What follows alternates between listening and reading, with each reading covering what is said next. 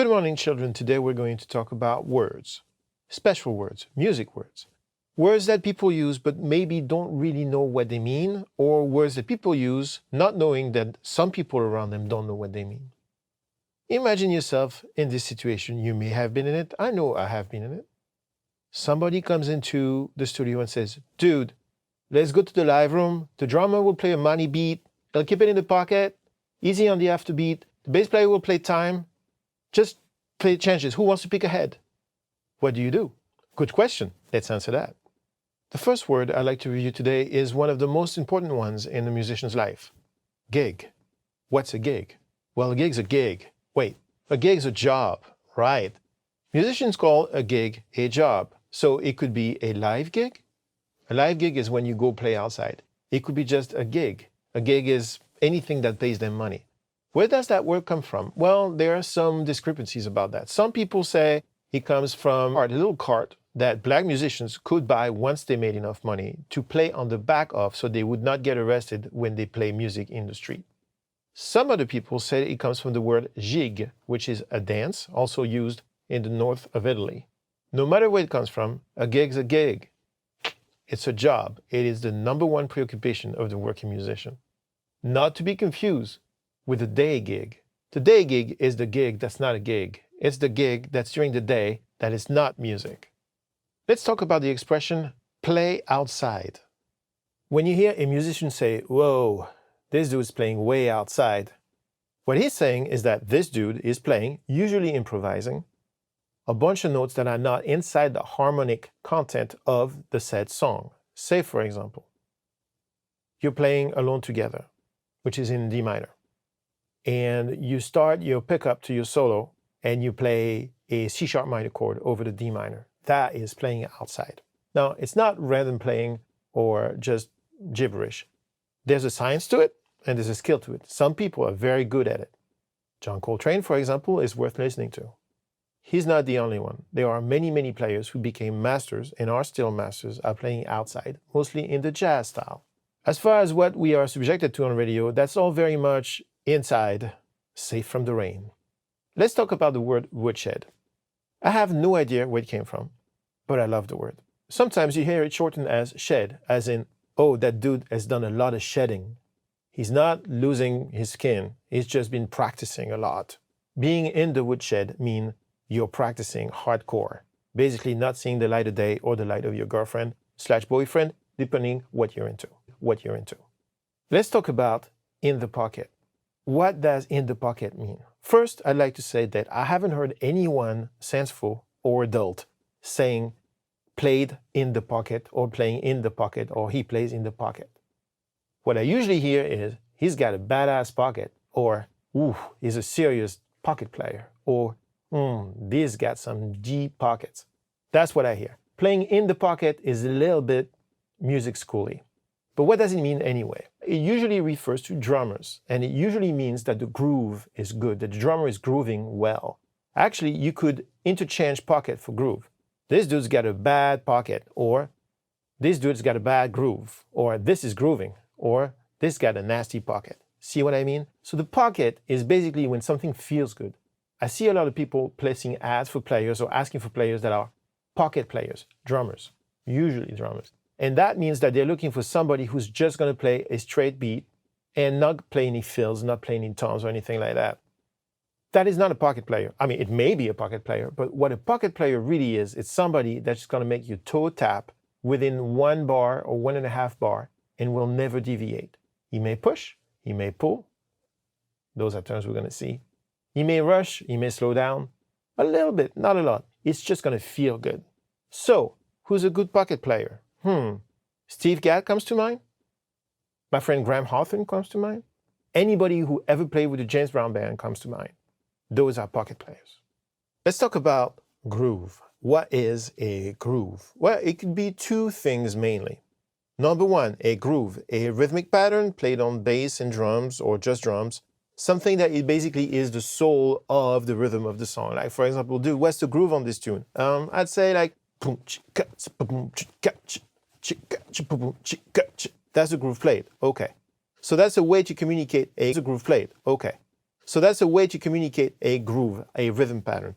It's also a feeling, oh, whoa, this is grooving. That's more related to the same thing as pocket. Ooh, that feels good. You know, the groove is a good feel. And then also there's, Earth, Wind, and Fire. Let's groove the night.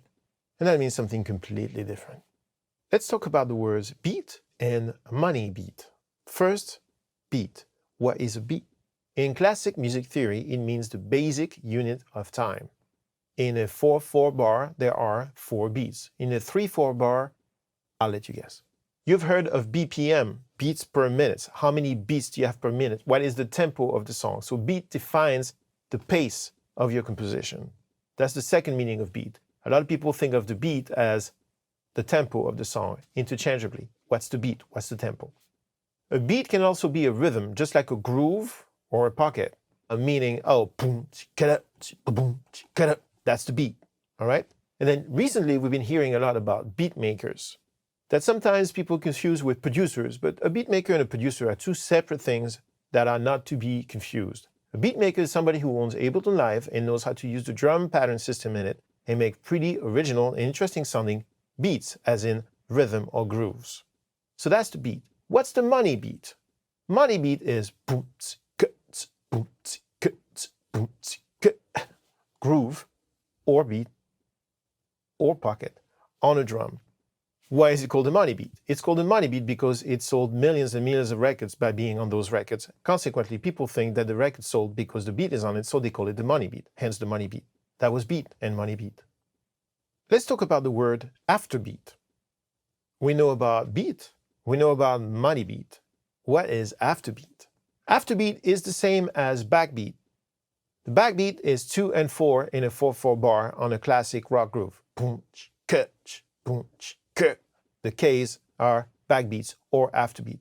Why would people call it afterbeat instead of calling them backbeat, or call them backbeat instead of calling them just 2 and 4? I don't know. But my first ever encounter with description of 2 and 4 was in Paris, France, and the dude said, hey, you have to play the afterbeat? And I said, sure. Let's talk about the expression halftime. Halftime is when a player, usually the drummer and the bass player, because they tend to hang, cuts the tempo of the song in half for a section. For example, say the BPM is 120 and the groove is and then the bridge happens, the bridge goes in halftime. So I'll sing 2 bars of the chorus and then I'll go into halftime.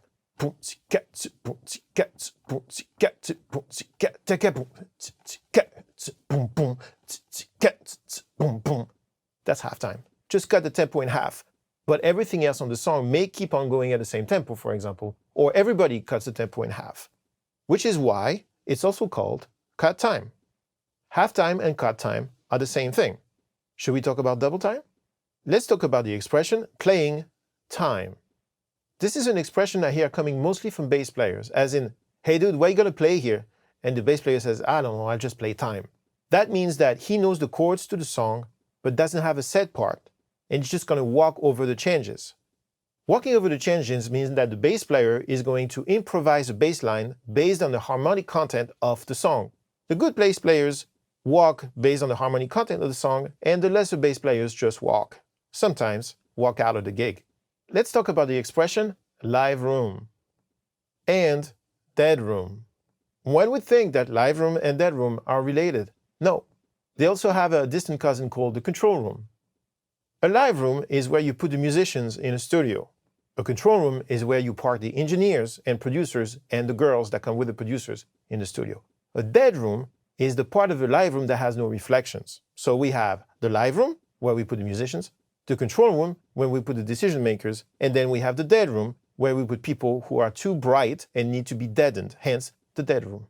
Let's talk about the expression changes or rhythm changes. As in, hey dude, what do you want to play? And the dude says, I don't know, let's just play some changes. Changes is a contraction of rhythm changes, which itself is a contraction of I got rhythm changes, as in the song I Got Rhythm. Back in the day, I Got Rhythm became a standard song for jazz players to improvise upon, right? Because the chord changes are cool, it's an AABF form, and it's fun to play. And when you get to the bridge, you can do lots of cool things, and it's easy to memorize. So it became kind of a standard, hence the name standard, that the jazz players started playing on And so instead of saying, dude, should we play I Got Rhythm? People will say, hey, I'm going to play rhythm changes. And then it became, let's play changes. A lot of songs got written on the changes of I Got Rhythm, hence rhythm changes. Let's talk about the expression counting off. I cannot count on or off the number of singers who looked at me like I was a dead fish when I said, hey, would you like to count off the song? They're like, does it hurt? No, counting off is just introducing the tempo of the song to the musicians by counting it off. A 1, a 2, a 1, 2, 3, 4. Let's talk about the word pedal. We are not talking about guitar pedals. You all know a lot about that. Don't need to know any more about it. What is a pedal? A pedal is a classic music term where in the harmonic changes of a piece, say a verse, there's a constant bass and changing chords. So a pedal in D minor, for example, would be D minor, and then maybe F over D, and then maybe something really dense like A flat over D, but resolving to a G minor over D. So the D would be the pedal, right? Meaning it stays throughout the entire section while the rest of the chords change over it. Sometimes people extended the concept of pedal as in like the verse is a D pedal, meaning that it just stays in D the whole time and then you noodle around. Maybe you tense it out a little bit. So maybe, you play a D minor and then you like super like nerdy and you play a fourth. Let's talk about the expression chord tones. What are chord tones?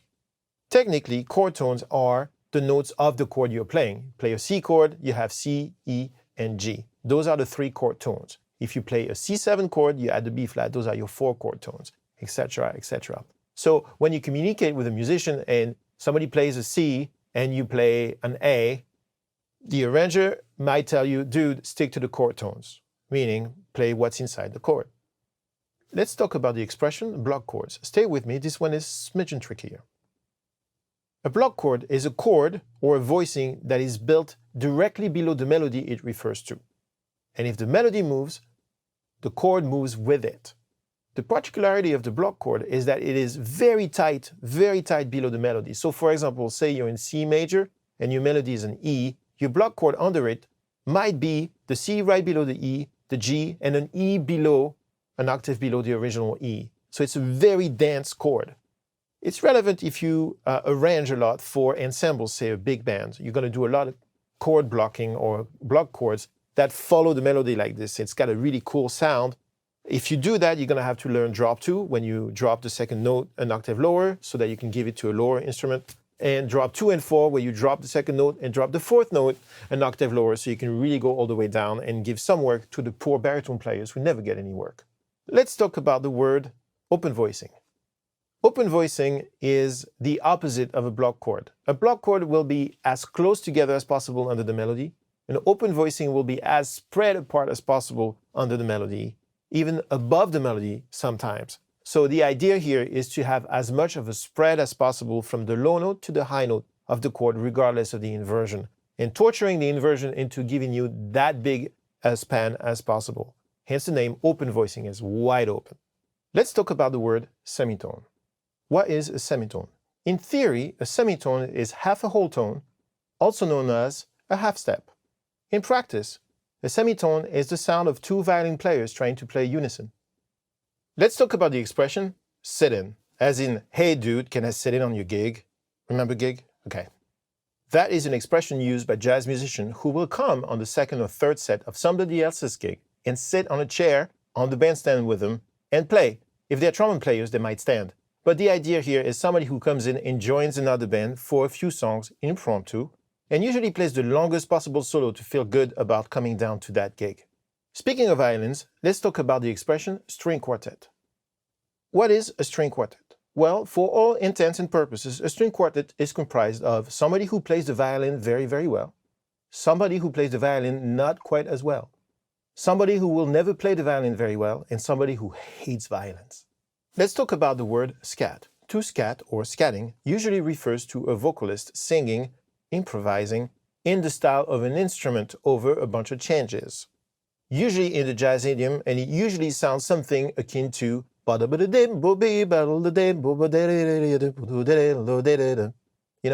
let's talk about the word arrangement. What is arranging? What does an arranger do? What's an arrangement? Historically, an arranger would be somebody who would take a song and decide what the instruments would play. For example, you get Stella by Starlight and you have a big band. Great. What's the first alto going to play? What's the second alto going to play if you have two altos? What's the bass player going to play? He may play time. What's the drummer going to play? What's the singer and when are they going to play? How many bars of intro? How many bars of outro? That's an arrangement of a song. The term has evolved. These days, it's difficult to tell the difference between a producer or a beat maker and an arranger. Basically, arranging is using an existing song and putting music to it, deciding what the instruments are going to play to it, to make it an arrangement so that the song can be consumed by human beings. Let's talk about the word improvisation. What is improvisation? Very interesting. A lot of people think that improvisation is just gibberish over a bunch of chords. That's not what it is. Improvisation is a vast, complicated language. It is a language, meaning that you have to learn the language to be able to speak the language. The best improvisers don't pull stuff out of thin air. They recombine a lot of words and sentences that they've learned in practice or invented themselves and are able to pull them out in real time, just like a freestyle rapper would do. So I would say improvisation is the ancestor of freestyle rapping, and then somebody's going to throw me a tomato. Real time, just like a freestyle rapper would do. So I would say improvisation is the ancestor of freestyle rapping, and then somebody's going to throw me a tomato. Let's talk about the word chart. We're not talking about the Billboard charts. Those are interesting, but that's not what we're talking about today. We're talking about the music chart, usually used by orchestras or big bands. The horn chart, the piano chart, the bass chart. It is the piece of paper that has each player's part printed upon. The drum chart, the bass chart, the piano chart. For the singer, sometimes you call it a lead sheet because he's a leader and it's a sheet of paper, so lead sheet. En français, on dit partition. Let's talk about the word head. Head is a great word. Love that word. What is it in music? In music, head can be two things. Let's play it from the head. That's the top of the song. Let's play the head means let's play the song. But let's play the theme of the song. In the jazz system, you play the head, which means the song, like for example, Stella by Starlight or Alone Together or whatever, I Got Rhythm.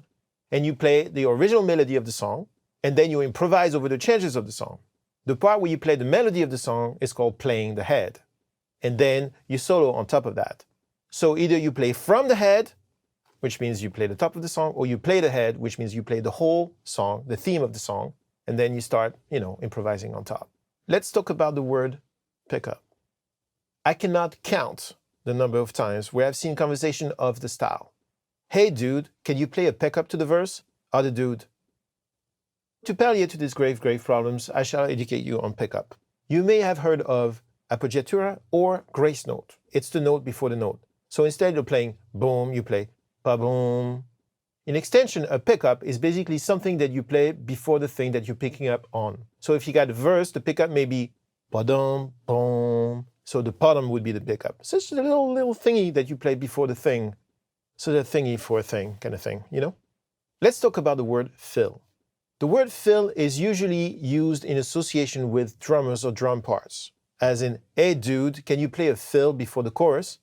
It is the part that the drummer plays that deviates from the straight beat or straight groove or the straight pocket, as we've learned. For example, punch, cat, gadum doom, gadum doom, boom. That's a fill, right? It's a call into the next part. The way I see it, a fill is the part where we are kind enough to let the drummer use his thumbs. Let's talk about the word break. Not as in, let's take a break. We never take a break. But as in, hey, can we play a break after the third chorus? A break is a deconstructed arrangement part of a song. For example, a chorus played again but without the snare and without the bass, like a smaller part, like a respite from the full arrangement. It's a break from the full arrangement, and it's called a break. If you're French and you want to confuse the rest of the world, you will call a fill a break. So when you move to the United States, nobody understands anything you say for the longest time. We have talked about the word break. We talked about the word beat. Let's talk about the word breakbeat. What is a breakbeat? Well, a breakbeat is actually a sample lifted from a record that rap producers use to make a new track out of. And it's not a break, and it's not just a beat, it's a breakbeat. So it's closer to a beat to a break, if you know what I mean. Let's talk about the word drop. Intuitively, you might think that the word drop is kind of the same thing as a break, as we talked about earlier, but not at all. It's not, as you would think, when part of a song drops off. That's not it. The drop is a fixture of modern EDM tracks. You know when that thing climbs and there's that 909 roll, it goes tiggy, tiggy, tiggy, tiggy. And after 4 bars, you think it's gonna drop, but it doesn't. And then after 8 bars, you think it's gonna drop, but it doesn't. And after 16 bars, you think it's gonna happen. It keeps climbing, it keeps climbing, it keeps climbing. And then you deceived and you deceived and you deceived. And then after an insane amount of time, it drops and everything explodes. That's the drop. Let's talk about the expression turnaround. What is a turnaround? Technically, a turnaround is a cadence, harmonic cadence, at the end of a section to prepare the arrival of another section. At the end of an AABA song form of 32 bars, the last A, the last bar is E minor 7 flat 5, A7 sharp 9. That sets you up really nicely to come back to the top on the D minor chord. So the A minor 7 flat 5, A7 sharp 9 is the turnaround back to D minor, if you will, the overpass back to D minor. It's a path back to where you want to be or a path onto the next section, hence the name turnaround. Let's talk about the word B section. In theory, B section is A section's best friend. In practice, B section can be used for many things. Basically, whenever a song or a section of a song has a section that is different enough to be called another section, they tend to be called B sections. So for example, you have a perfectly fine verse and somebody goes to relative minor on bar 8 of a 10-bar verse, they'll say, oh, that's a B section, because it's not strong enough to be a pre-chorus, but it's too strong to still be called a verse. So they call it the B section of the verse. So basically, it's a change in the verse. And that's fine and well. In the AABA section thing, the B section is the B section, so that's the name B section. But people tend to like to make things confusing and annoying, so sometimes the word B section can be interchangeable with the word bridge, probably because of the AABA sound form. So basically, to summarize, B section is a section that changes from the A section, and that's okay, the A sound form. So basically, to summarize, B section is a section that changes from the A section, and that's okay. Let's talk about the word riff, like in riff-raff, but without the raff. A riff is a musical phrase, usually very catchy, hooky, usually played on guitar, that is either the intro or sometimes the entire body of a song, as in most Rolling Stones songs. Hey, what's the guitar riff, dude? It's like bum, bum, bum, bum, bum, ba-da, that kind of stuff. That's a riff. Let's talk about the word lick. Just go see the word riff. Let's talk about the word vamp. A vamp is the musical equivalent of a Friday night hang with your friends. So a bunch of people that you know, and you get together and nothing much happens, but you still do it every Friday night. Same thing with a vamp. A vamp is a bunch of chords and riffs or licks that you know that happen together, and just nothing happens. Usually at the end of a song, it's a placeholder. It's kind of like a purgatory for something more interesting. For example, hey dude, what do we do after the third chorus? Just vamp on the chords until somebody tells you to stop. Let's talk about the word coda. Anyone who took band in their high school years knows what the coda is. That's the part you missed every time. Beatmakers call it outro. Coda in Italian means tail. The coda is the end of the song, the final piece, the conclusion. Let's talk about the word tag.